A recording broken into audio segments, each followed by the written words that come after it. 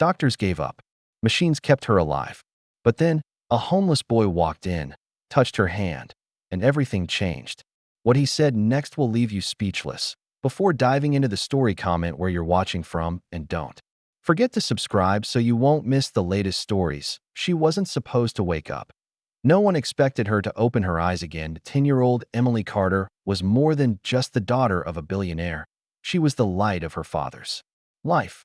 With her bright blue eyes, wild blonde curls, and a laugh that filled every corner of their massive mansion, she made even the coldest boardrooms feel like home when she visited her father at work. But that light had gone out 2 weeks ago. A rain-slicked road, a distracted driver. One terrible second that changed everything. Emily had been riding home from school with her nanny when the car skidded and slammed into a concrete divider. The nanny had minor injuries, but Emily's side took the worst of it. The ambulance arrived within minutes. Paramedics worked desperately to stabilize her. She was rushed into surgery and transferred to the intensive care unit of one of the city's top hospitals. And that's where she had stayed. For 2 weeks, she hadn't moved. She hadn't spoken. Her small body lay still beneath crisp white sheets, a ventilator helping her breathe, for drips feeding her, machines blinking and beeping in quiet rhythm. Her father, Daniel Carter, didn't leave her side. Billionaire, genius, CEO of a global tech empire. A man used to solving impossible problems with a phone call or a team of engineers. But here, in this cold, sterile room, he was helpless. Daniel had called in the best doctors in the country, neurologists, trauma surgeons, specialists who worked on royalty. They all said the same things. Her brain activity is minimal. There's no response to stimuli. We can't predict how long she'll stay like this. You should prepare for the worst. Daniel refused to give up. He sat beside her day and night, reading her favorite books, playing her favorite music, showing her videos of their last vacation. Anything that might stir a memory, a flicker of recognition. But Emily remained silent. Nurses admired his devotion. Visitors came and went, some out of concern, some out of obligation. But they all left the room a little quieter, a little more shaken. Because there was something deeply heartbreaking about seeing a little girl surrounded by so much technology, yet so little life. The only sound was the soft hum of machines. Beep, beep, beep, pust, pust from the ventilator. The room was painfully clean, smelling of antiseptic and sadness. Balloons and flowers from well-wishers began to wilt. A stuffed rabbit sat at the foot of her bed, untouched. One night, a nurse leaned over to adjust Emily's blanket and whispered, "Come back to us, sweetheart." But Emily didn't move. She hadn't moved in 14 days. Daniel stared out the window that night, watching rain hit the glass in steady, cold sheets. His eyes were red, his suit wrinkled. He hadn't shaved in days. The world outside kept turning, but his head stopped. And then, something unexpected happened. Not from Emily, but from a boy. A stranger. He wasn't dressed like the doctors or nurses. His clothes were worn, damp from the rain, and his shoes had holes at the toes. He stood silently at the door of Emily's hospital room, unnoticed by staff at first. His eyes locked on the still girl in the bed. When someone finally noticed him, they asked, "Are you lost?" He shook his head. "I think I can help her," he said quietly. Security moved to escort him out. That's when Daniel turned and asked, "What did you say?" The boy repeated, firmer this time, "I think I can help her." And in that moment, though it made no sense, though everything about the situation screamed impossible, Daniel felt something stir in his chest. A flicker of the thing he thought was gone. Hope. Just for a second, hope returned. Because this boy, this stranger with nothing, had eyes filled with something Daniel hadn't seen in weeks. The boy no one noticed, 12-year-old Malik, was the kind of boy most people walked past without ever truly seeing. Ever since his mother passed away from a long illness, Malik had been on his own. They had no other family. No relative stepped in. And the system, overwhelmed and broken, let him slip through the cracks. One day, he simply stopped showing up to school. No one asked why. No one came looking. He wandered the city with nothing but a tattered backpack, a faded photograph of his mother, and a journal she gave him before she died. In it, she wrote only one thing: "Even when no one sees you, always see others. You matter, even if the world forgets." Malik lived by those words. He watched people Not just with his eyes, but with his heart. The way a lonely old man stared too long at an empty coffee cup. The way a mother tightly clutched her child's hand in a crowd. The way a man in a suit smiled politely, but his eyes told a different story. Malik noticed everything, but no one noticed him. Most days, he found shelter in alleyways or abandoned buildings. Sometimes he'd get lucky and find a warm corner behind a laundromat or an open dumpster behind a bakery with still edible scraps. He never stole. He never begged. He just survived. One rainy evening. The city felt colder than usual. The sky was a dark, bruised gray, and water poured from above like the heavens themselves were weeping. Malik's hoodie was soaked through. His shoes made squishing sounds with every step. He hugged himself tightly, eyes scanning for cover. That's when he saw the hospital. Bright lights. Open doors. Warmth. He didn't plan on staying long. Just long enough to get out of the rain. Around the back, near the loading dock, he found a metal staircase with just enough space underneath to crawl beneath. He squeezed in, curled up with his backpack against his chest, and let the rain thrum gently above him like a lullaby on steel. But then, he heard something. Not footsteps. Not machines. Soft crying. It wasn't loud. Just a quiet, broken sound coming from the other side of the wall. Malik tilted his head, listening closely. It wasn't the cry of pain. It was the cry of heartbreak. His curiosity sparked. Quietly, he crawled out from under the stairs and followed the sound. Around the corner, he spotted a small window, partially open, just enough to peek through. Inside, the room was dim and filled with the glow of machines. Beeping monitors, blinking lights. A ventilator hummed softly. In the bed, a young girl lay still, her blonde hair spread like a halo across the pillow. She looked frozen, pale skin, motionless chest, eyes shut tight. Beside her sat a man in a wrinkled navy jacket, holding her small hand with both of his. His head was bowed, and his voice cracked as he whispered to her, "Come back to me, baby girl. Please come back." Malik stared, unable to look away. Something stirred deep inside him. A strange, aching pull that he didn't know this girl. He didn't know this man. But the sight of them, the way he clung to her hand like she was already slipping away, made Malik's chest tighten. She wasn't just asleep. She was somewhere else. Trapped, lost, afraid, and somehow, Malik knew it.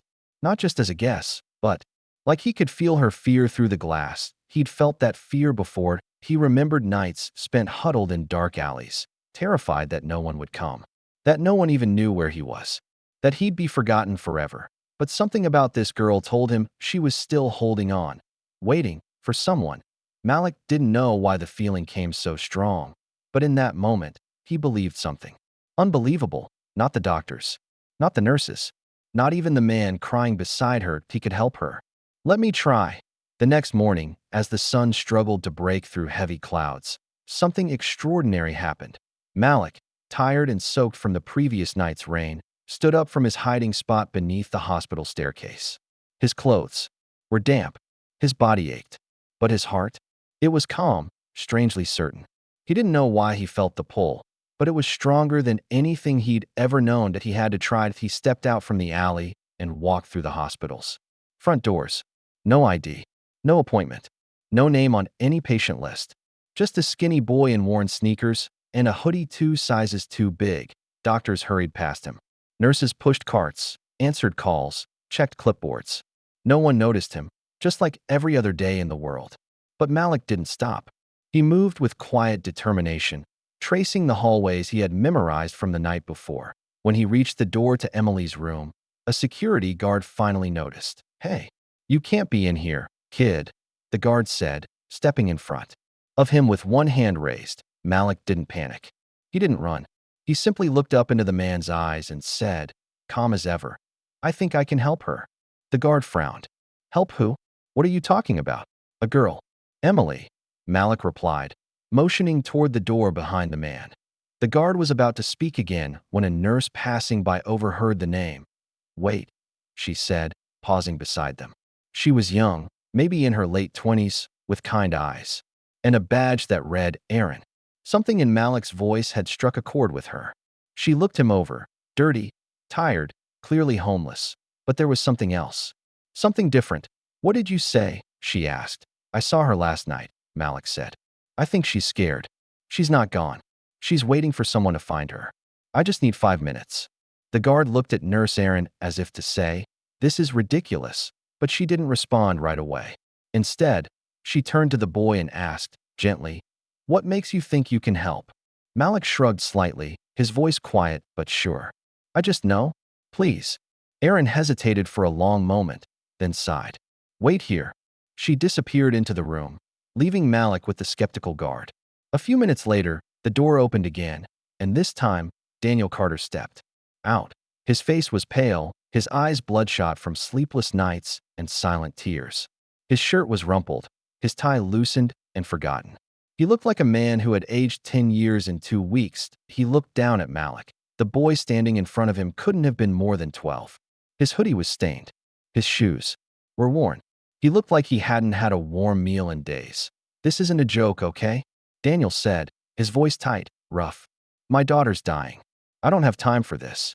Malik didn't flinch. He simply looked up at the man and said softly, she's scared. She's not gone. She's just waiting. I can feel it. Please, let me try. Daniel stared at him, torn between heartbreak and disbelief. Was this some sick prank? But then, he really looked at the boy. His eyes. They weren't begging. They weren't lying. They held something Daniel hadn't seen in days. Belief. Not the kind that doctors forced into their updates. Not the fake optimism of well-meaning friends. Real, unshakable belief. Something flickered in Daniel's chest. A small, fragile ember of hope that hadn't dared burn since the accident. He nodded once. Slowly. You've got 5 minutes, he said. No more. The guard looked stunned. Sir, are you sure? Daniel didn't answer. He opened the door and motioned Malik inside. And as the boy stepped into the quiet hospital room, he paused just for a moment to glance back at Daniel. Thank you, Malik said. And then he turned and walked toward the girl in the bed. The touch that changed everything. Inside the hospital room, the world seemed to hold its breath. Malik stepped quietly, cautiously, as if the very walls might shatter from too much noise. The only sounds were the soft rhythmic beep beep beep of the heart monitor and the gentle sigh of the ventilator beside the bed. Emily looked so small lying there. Her skin was pale, almost translucent. Her blonde hair, tangled and slightly damp, framed her fragile face. Tubes and wires crisscrossed around her like vines, and the machines surrounding her blinked like silent sentinels guarding a sleeping princess. But she wasn't asleep. She was stuck. Malik could feel it. He had no medical training, no fancy degrees, no reason to believe he belonged here. But his heart didn't care about any of that. He pulled the lone chair beside the bed a little closer and sat down, folding his hands for a moment like he was about to pray.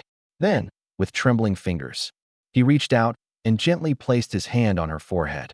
His palm was rough, calloused from sleeping on pavement and digging through dumpsters, but his touch was feather-light. Emily, he whispered. There was no reaction. His voice was quiet, but steady. You don't know me, he said, but I saw you. I saw you last night through the window. I heard your dad talking to you. I felt how scared you were. He closed his eyes and leaned in slightly. I used to be scared too. All the time. Of the dark. Of being alone. Of the world forgetting I was even here. But I'm not scared anymore. And you don't have to be either. His voice cracked for a second, but he pressed on. It's okay to come back now. He sat in silence, his hand still resting gently on her forehead. For a few seconds, nothing changed. The machines kept humming. The monitor beeped steadily. No one moved. Then, a twitch. Malik blinked and leaned in closer. Her fingers, they had moved, just barely. Like a dreamer reaching for the edge of sleep. He froze, eyes locked on her hand, as a nurse walking past the open door caught it too. Wait, did she just? The nurse rushed in, checking the monitor. Her heart rate just jumped. Something's happening. Another nurse followed. Within seconds, the room filled with activity. Monitors spiked. Alarms chirped. Not warnings, but signs of movement, of life. Daniel stood in the doorway, stunned that he watched as Malik slowly stood and backed away, giving the nurses room to work. His eyes never left his daughter. Her lips trembled. A faint color began to return to her cheeks, and then her eyelids fluttered. Once. Twice. Then, just for a moment, one of her eyes opened. Barely a sliver, but enough. Enough for her father to gasp and stumble forward, choking back tears. Emily? The nurse's voice wavered. She responded. She really responded. Daniel dropped to his knees beside the bed, grabbing her. Tiny hand in his. It's me, baby. I'm here. Daddy's right here.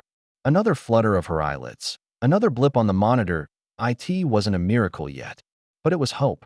Real, tangible hope. And the spark that lit it was Malik. He stood off to the side now, unnoticed by the bustling nurses and weeping father.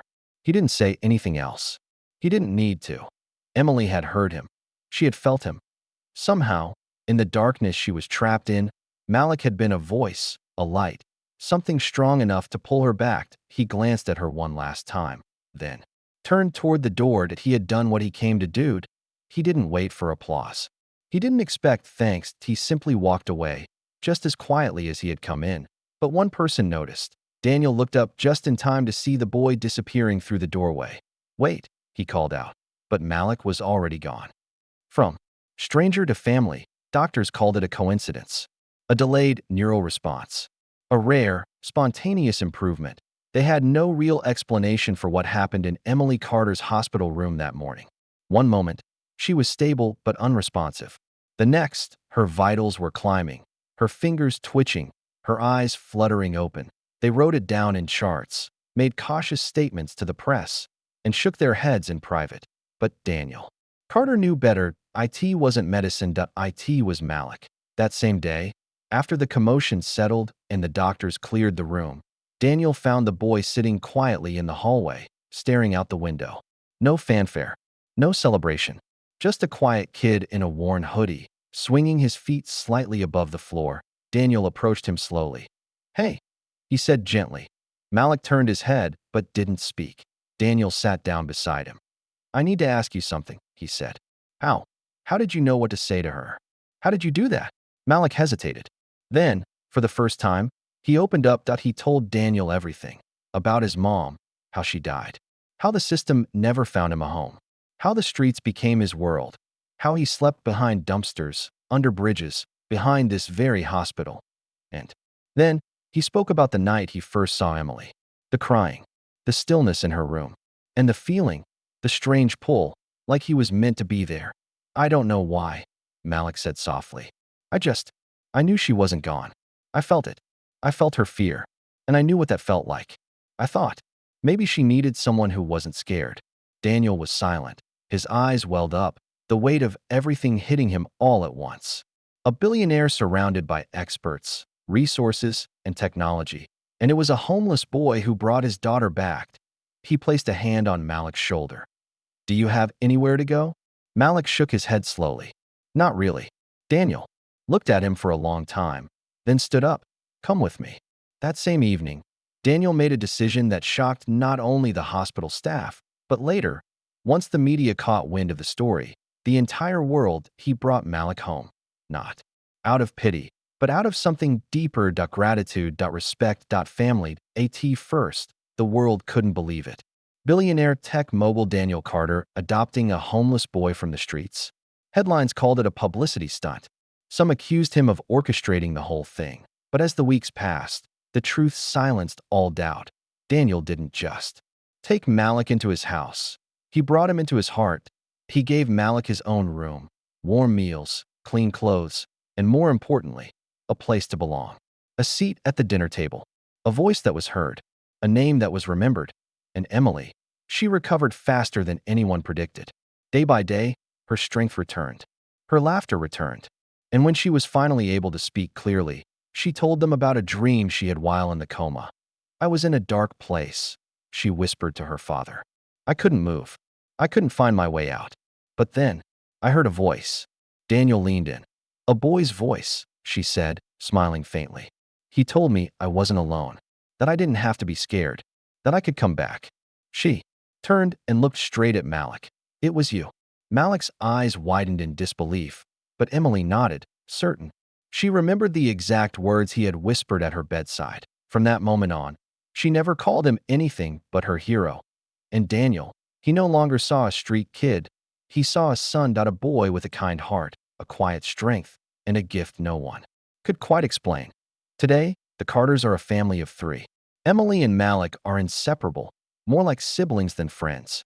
They laugh together. They walk to school together. And sometimes, late at night, Malik still sits by her bed, not because she needs it, but because it reminds him how far they've both come. And Daniel? He never lets a day go by without telling Malik how proud he is of him. The world often overlooks the quiet ones, the invisible ones, the ones with nothing. But sometimes, the ones who have the least to give are the ones who bring the greatest miracles, because when compassion meets courage and love finds its way through darkness, even a stranger can become family. Thank you for watching. If this story touched your heart, don't forget to like, share, and subscribe for more powerful stories that remind us of the kindness still left in the world. Sometimes, the smallest voices carry the biggest miracles. Until next time, stay kind, stay hopeful. Red Heart.